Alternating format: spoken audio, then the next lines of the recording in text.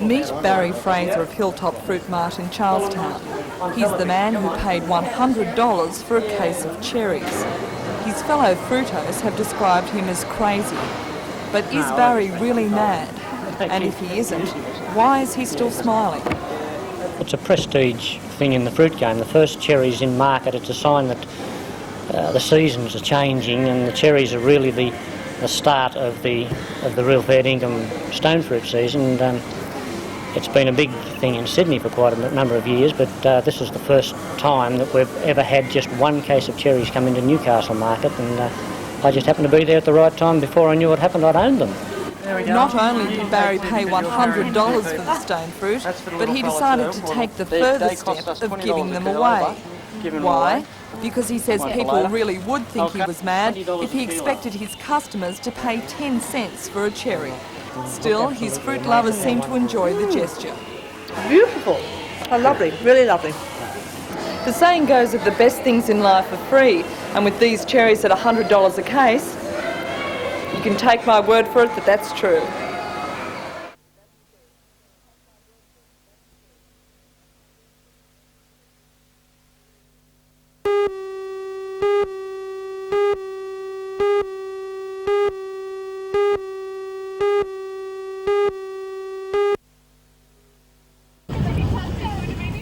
Young and old turned out at the Bulahdelah Showground for a bit of horsing around at the annual Zone 25 Pony Club Jamboree. It may not have been the Melbourne Cup, but for the youngsters taking part it was serious business. Horses and riders had come from over a dozen clubs around the Hunter to take part, and organisers say it's the biggest roll-up in the 15 years of the Jamboree. Riders contested all Pony Club events except for dressage. Age was no barrier, with some in the saddle as young as 5 years old. At times it was hard to tell who had the upper hand, the horse or the rider, but it seemed all riders had their own techniques for coaxing their mounts.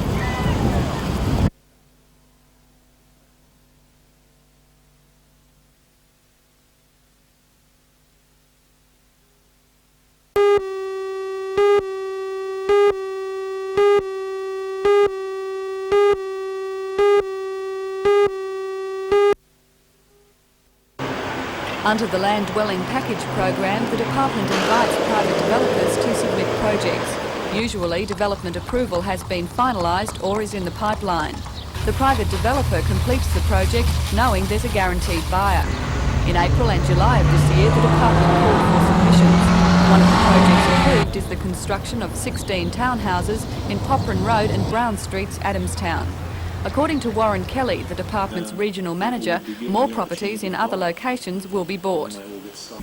A much greater diversification of stock throughout the Newcastle area. The locations have been excellent, providing our applicants with land, with properties which are well designed, well built, in locations close to schools, shops, transport facilities, etc.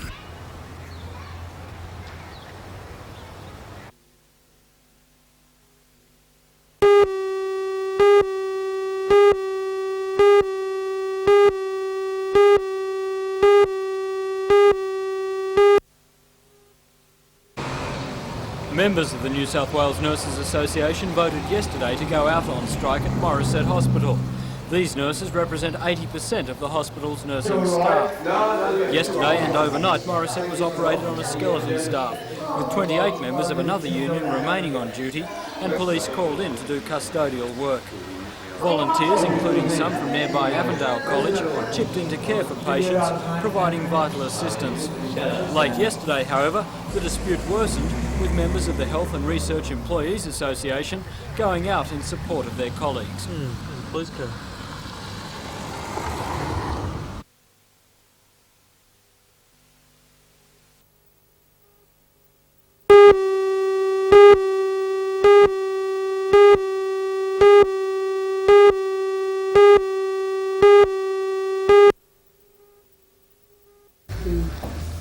Or Parents of Sexually Assaulted Children is now officially underway, with support from groups such as the Sexual Assault Clinic, the Juvenile Crime Squad, Youth and Community Services and the Salvos, to name a few.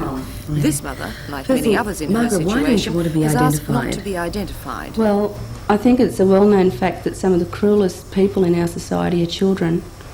And because my son has only just started school and has the rest of his life ahead of him sort of thing, I'd like to protect his privacy and identity. Why did you decide to set up the group? I feel there was a great need in the community for such a group. Being a parent that has been through it, many times I wish there was just a phone number that I could call and talk to somebody who had actually experienced the problems and the feelings that I was going through. But the public are becoming more aware. Over the past few months, this advertisement has been screened, alerting people to the fact that sexual assault of children does happen, often by a family member or friend, not a stranger. In over 85% of sexual violations of our children, the crime is committed by a relative or trusted friend. If you know it's happening, you can ask for help. Was it a shock to you when you found out that your child had been sexually assaulted? It was horrifying, absolutely horrifying. I in fact caught the assault, and it was a terrible emotion and feeling that I experienced. But POSAC, I think everybody experiences disbelief and shock. From 9 in the morning until 10 o'clock at night, 7 days a week. Parents in need of support and help can contact the group on 672696.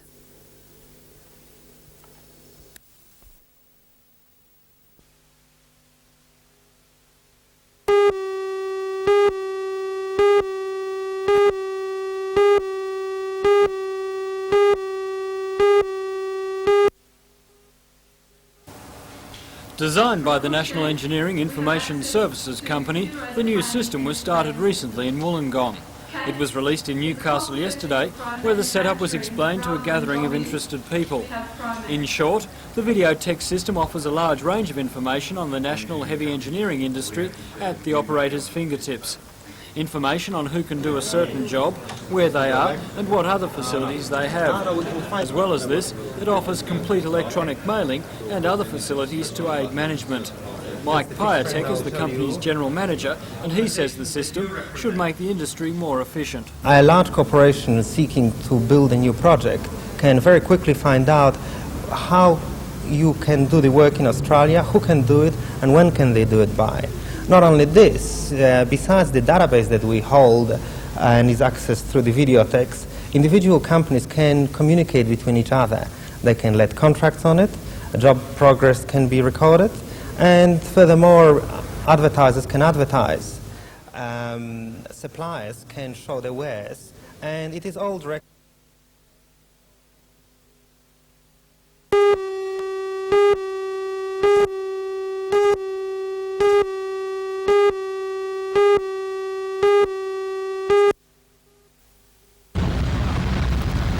Traffic on busy City Road had to be diverted through back streets as emergency personnel dealt with the head-on collision. The young driver of a Valiant travelling south had lost control of his car on a curve in City Road, and his heavy sedan had slammed into a small Nissan containing an elderly couple.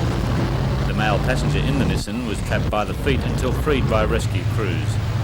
All 3 people involved in the accident were taken by ambulance to Newcastle Hospital. The road was blocked for about half an hour while oil and debris were cleared.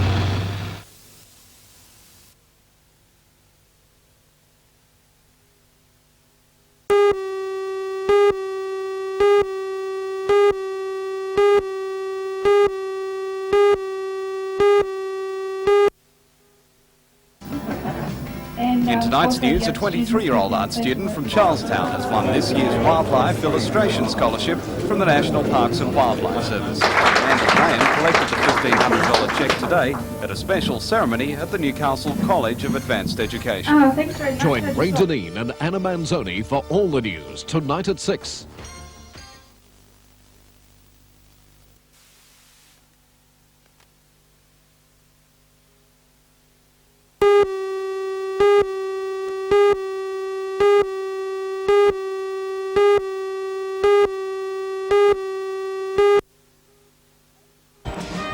As you can see and hear, the HMAS Stalwart sailed into Newcastle Harbour today in fine fashion.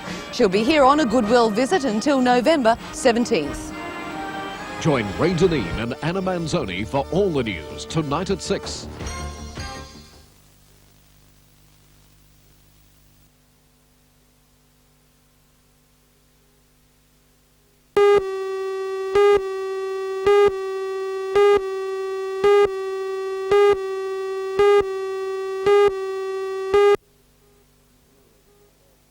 Nearly every good golfer in town will be here tomorrow in the men's event, and we have the ladies on Sunday, and the same with them. Plus, we've got a red hot field of Sydney golfers. It's the ladies' event's a Jean Darren event, which the top golfers compete in. Very pleased again to have Denise Hutton from Sydney, from Bonnie Doon. She's a scratch handicapper, a state team member. She won it last year and she's back again this year to defend it. I suppose in the men's, Grant Lydiard is probably the favourite, the local champion, and he knows the track pretty well, of course. Well, Grant's our current club champion. He's playing very well, and some of the other fellas from this club, but there's pretty hot competition from the top players in the town.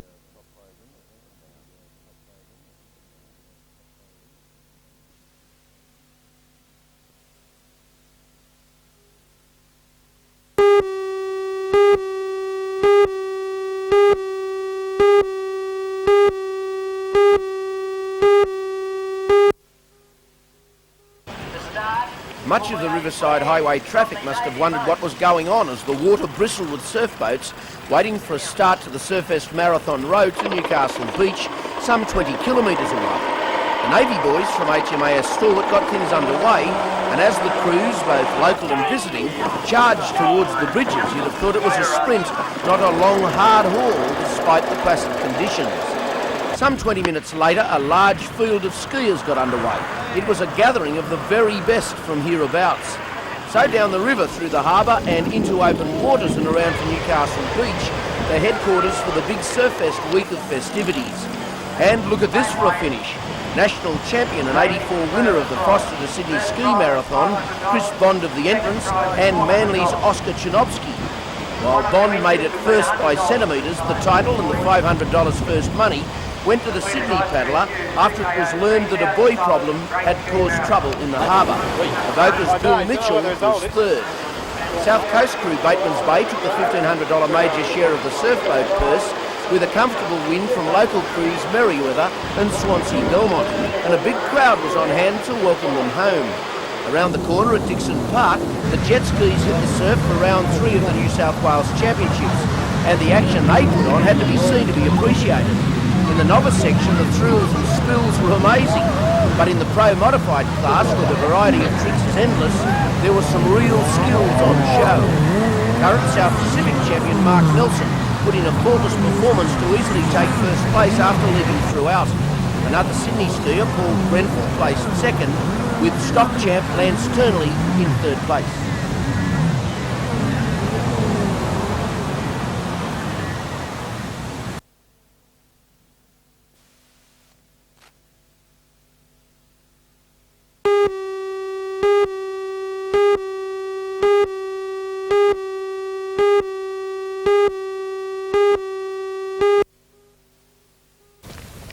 Commissioner McArdle inspected several of the Morisset wards, accompanied by hospital management, union delegates and representatives from the Department of Health. An industrial hearing then began into the staffing dispute, which saw 400 nurses walk off the job last Monday.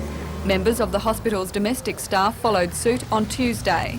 They returned to work last Friday to allow today's hearing to take place. The members of the New South Wales Nurses Association and Health and Research Employees Association want an extra 4 nurses rostered on 7 days a week to keep all wards fully staffed at all times, regardless of sick leave. The hospital says this would cost $300,000 a year, money that would have to be allocated by the Department of Health. The hearing has been adjourned until Friday. Nurses are now meeting to consider these developments.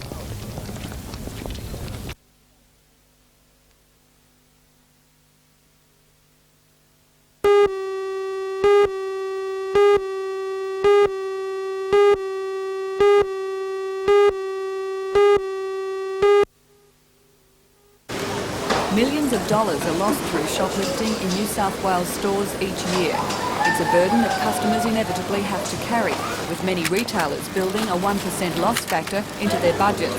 One way of combating the problem is through bag searches, a practice that sometimes offends, largely because there are no clear guidelines. The Department of Consumer Affairs, the Retail Traders Association and Shop Employees Unions have come up with a voluntary code to try to standardise bag searches. I think it will, Helen. there has been a lot of confusion amongst the retail sector and also amongst consumers, and I think the code will provide a uniformity in the marketplace which will help consumers and retailers alike. Is one of the problems identifying what is a personal handbag? Yes, that is, in essence, that is the problem, defining what is a personal handbag or personal bag.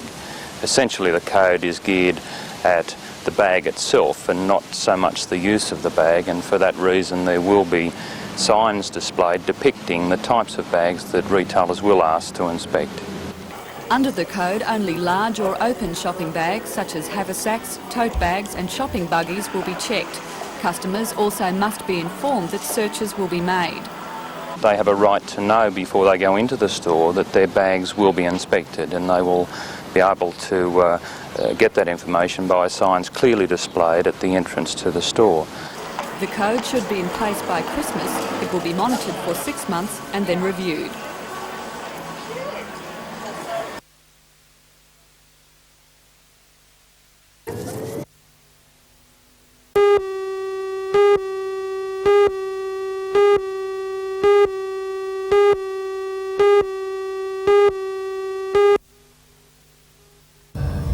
The meeting was tense with the expectation that many familiar faces would lose their positions on the board. Chairman of 2 years, Neville Lydiard, again nominated for the top job, as did Deputy Chairman Glenn Maloney and Director Kevin Lynch. Barrister Max Fox was the new face. A former district cricket captain and league identity, Mr Fox was supported by those who believed the league needed a more professional leadership in the run-up to its entry into the Sydney competition in 1988. Mr Fox won the election, and in keeping with the change of leadership style, only 2 directors retained their positions, Jim Hatton and Kevin Smith.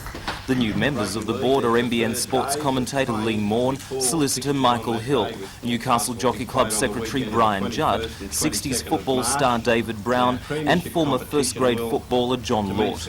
New chairman Max Fox believes the decision to enter the Sydney competition affected the outcome of the election.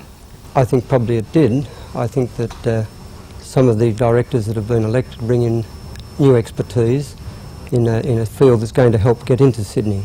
I think it'll also benefit the local competition, the same expertise. For example, Brian Judd from the Newcastle Jockey Club, a proven grand administrator, I think he'll bring a lot of skills to this board.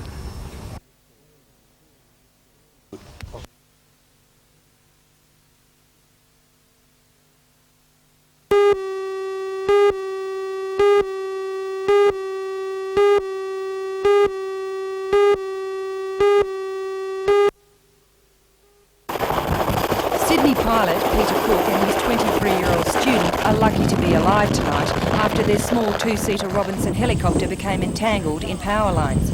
The men were on a training flight about 3 kilometres north of Greta and were doing some low-level flying near the Hunter River when they encountered trouble. One of the wires became wrapped around the helicopter's mast, while another wire almost cut through one of the rotors. According to an ambulance man, if the rotor had been completely cut, they would have plummeted to their death. Instead, the damaged rotor managed to keep turning. Nevertheless, the helicopter hit the ground hard and its skids collapsed underneath it. Peter Cook was in shock after emerging from the crash unscathed. Well, I just wanted to get the aircraft safe to the ground, basically. Once we contacted the ground, my student, he vacated the machine, and I shut the engine down, which was overspeeding at that stage, and that was the end of that. Is the machine, is it a write-off or? Yeah, it's a write-off, yeah, sure. We're just lucky that helicopter accidents are so survivable, basically. The aircraft are very good these days, and when you have an accident, it's normally not much of a problem.